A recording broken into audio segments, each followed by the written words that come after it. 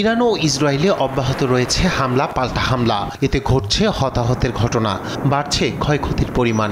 স্থানীয় সময় সোমবার দখলদার ইসরায়েলকে লক্ষ্য করে মিসাইল ছুড়েছে ইরান। এ তথ্য নিশ্চিত করেছে ইসরায়েলি প্রতিরক্ষা বাহিনী IDF। এগুলো ভূপাতিতের প্রস্তুতি নেওয়া হচ্ছে বলেও জানায় তারা। জীবনের সব আয়োজন এখানে একসাথে।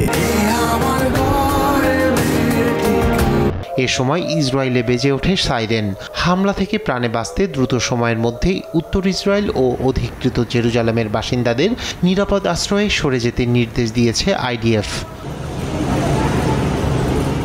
ইরান জুড়ে কয়েক ডজন সামরিক লক্ষ্যবস্তুতে হামলা চালানোর দাবি করে ইসরায়েলি প্রতিরক্ষা বাহিনী। প্রথম দফার হামলায় নিশানা করা হয় ইয়াজদ অঞ্চলের একটি কৌশলগত ক্ষেপণাস্ত্র সদর দপ্তর। এরপর হামলা চালানো হয় ইস্পাহান, বুশহর ও আহওয়াজের সামরিক স্থাপনায়। এতে ঘটে হতাহতের ঘটনা। যুক্তরাষ্ট্রের হামলা ঘিরে ইরানি বিক্ষোভে ফুঁসে উঠেছে জনগণ। রোববার প্রতিবাদে রাস্তায় নেমে এসেছেন হাজারো মানুষ। পরে সেখানে যোগ দেন প্রেসিডেন্ট মাসুদ পেজেশকিয়ান।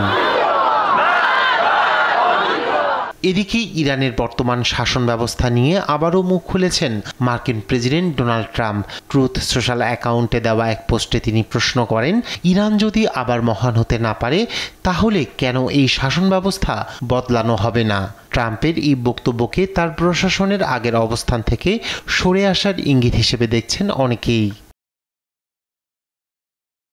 মধ্যপ্রাচ্যের পরিস্থিতি নিয়ে রোববার ফোনালাপে অংশ নেন যুক্তরাজ্যের প্রধানমন্ত্রী কিয়ার স্টারমার ও ট্রাম্প। এ সময় ইরানকে কোনোভাবেই পারমাণবিক অস্ত্র তৈরি করতে না দেওয়ার বিষয়ে ঐকমত্য পোষণ করেন এই দুই নেতা। সংঘাত না বাড়াতে ইরানের প্রতি আহ্বান জানিয়েছে জার্মানি, ফ্রান্স এবং যুক্তরাজ্য। রোববার এক যৌথ বিবৃতিতে ইরানকে সতর্ক করে তারা। রায়হান কবির শুভ্র, নিউজ ডেস্ক, দেশ টিভি।